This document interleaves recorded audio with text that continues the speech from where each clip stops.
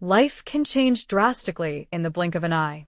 One moment, you're 32, happily married and planning your lives together. The next, you're a widow facing the harsh reality of choosing cremation options because your husband's body was too damaged for an open casket. This is exactly what happened to me, Karen, 6 months ago. My husband, James, lost his life in a car accident, leaving me overwhelmed with grief and struggling to find stability in this altered life. The initial weeks blurred into a series of funeral planning, constant phone calls, and sleepless nights. Without my parents stepping up to manage most of the arrangements, the support group for those who lost loved ones became my lifeline. Every Tuesday night, I'd join a circle of people who understood the emptiness in my chest. Some days are tougher than others. Reached over to grasp my hand. That's normal, sweetie. Grief comes in waves.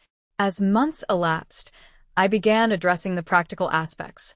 James had left me financially secure with our suburban home, an apartment in the city, and a considerable bank account.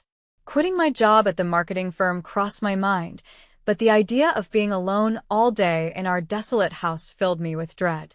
Therefore, I transitioned to part-time, working just enough to distract myself. Unexpectedly, my relationship with my parents transformed. Growing up, I always felt secondary compared to my younger sister, Sarah. They never missed her dance recitals or school plays, while my academic successes barely received acknowledgement. However, following James's death, something shifted. When they requested monthly financial help, I readily agreed to transfer $1,500 a month. The weekly dinners at their house became a solace.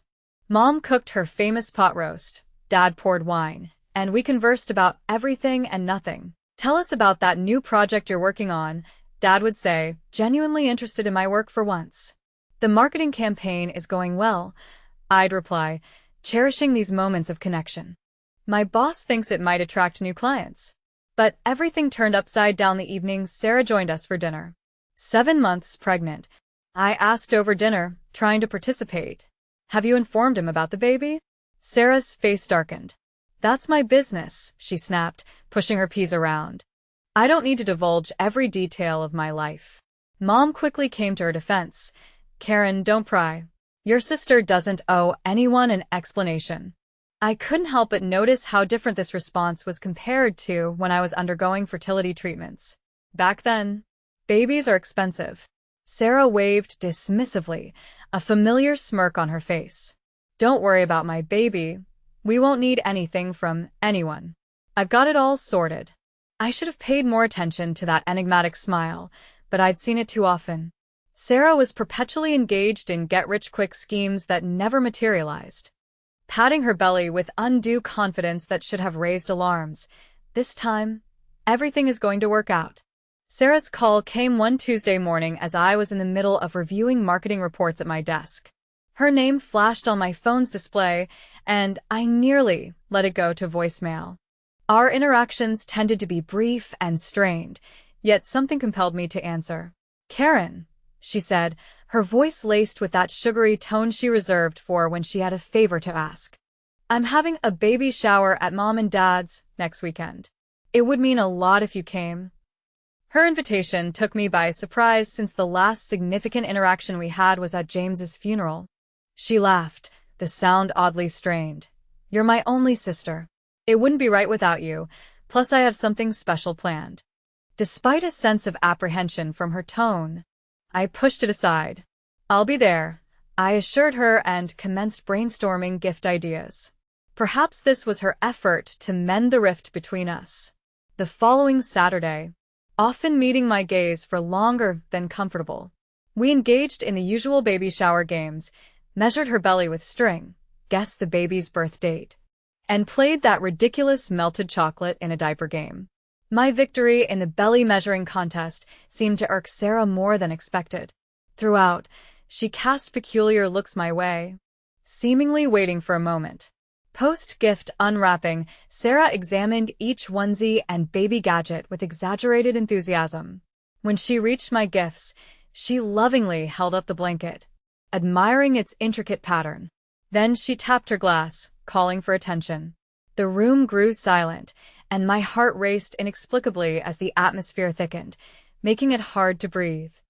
The world seemed to tilt off its axis as gasps and whispers echoed around the room.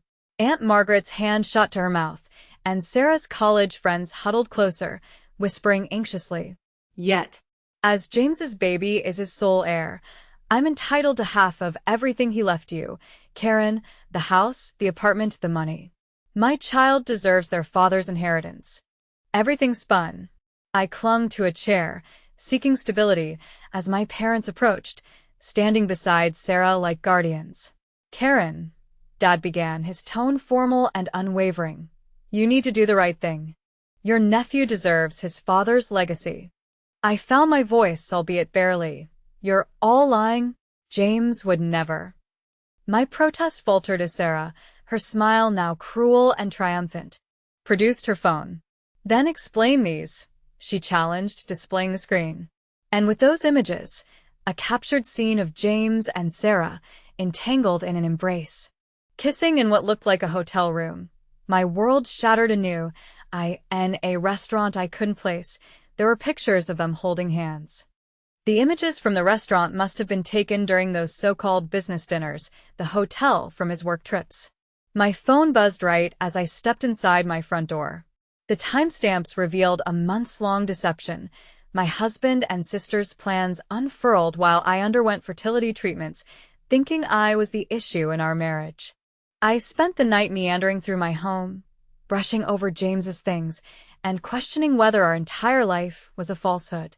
At exactly 7 a.m., my parents' first call came through. I let it ring before reluctantly picking up.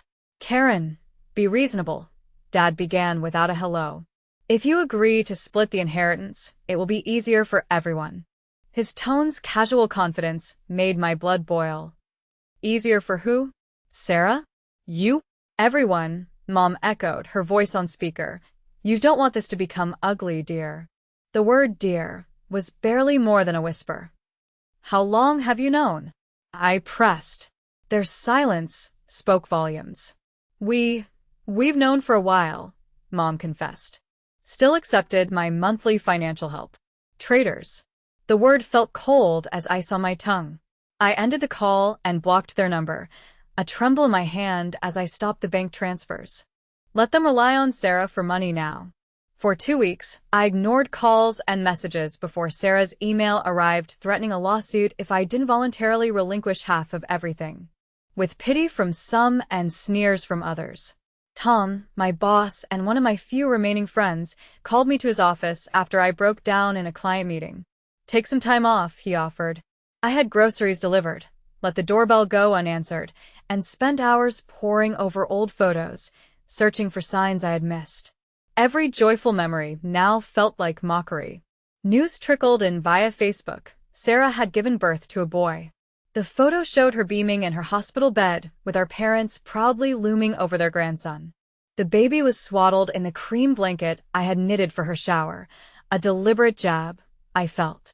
I shut the app before reading the comments. But not quickly enough to miss that she'd named him James Jr. A week later, a court summons arrived in a hefty envelope. Hands trembling, I opened it, already aware of its content. And statements from witnesses, even your parents. Cases like this, especially when an intimate relationship is substantiated alongside having a biological child, often garner sympathy from the court. Stunned by these revelations, my mind was still reeling that evening when a call came from an unknown number. "Hello, is this Karen Wilson?" A woman's voice, strangely recognizable, asked. Her tone stirred something within me. "I'm Elizabeth Parker, James' mother," she continued, thrusting my world into an unexpected tilt. Gripping the kitchen counter for stability, I muttered in disbelief. "That's impossible. James always said he was an orphan. His parents died when he was young, and he grew up in foster care." Another of his falsehoods. Her voice tinged with bitterness, yet not lacking kindness, then extended an invitation to meet. "There are truths you need to hear, things that might aid you." The following morning found me at a downtown cafe, a neutral ground chosen for our encounter. Arriving ahead of schedule, knots twisted in my stomach, I ordered a coffee which remained untouched. Years had passed without words exchanged between James and me. I remembered her, a solitary figure slipping out before the service's completion, extracting a worn manila envelope suggesting long-term carriage. I can't allow another woman to bear the brunt of my son's deceits. Her fingers quivered slightly as she handed over the envelope. Uneasily, I opened it to discover medical records from Boston General Hospital, dating back a decade, a year before James and I tied the knot. Scanning the document, shock coursed through me. Complete azoospermia. Permanently sterile. No possibility of natural conception. Each clinical term pierced sharply as Elizabeth softly elaborated. James undertook these tests at 25. Unending doctor consultations, hormone injections, the tears, and self-reproach. All a cruel facade. The courtroom brimmed with spectators on the hearing day. Sarah occupied a front-row seat, cradling baby James Jr., flanked protectively by our parents. She epitomized an almost widow in mourning, demure black attire, minimal makeup, an expertly practiced sorrowful expression. On the stand, she commanded attention, tears shimmering while recounting her profound love for James. All I seek is rightful for my son, voice fractured. He deserves his father's legacy. Mr. Martinez, calm and composed, awaited her theatrics to end before addressing the court.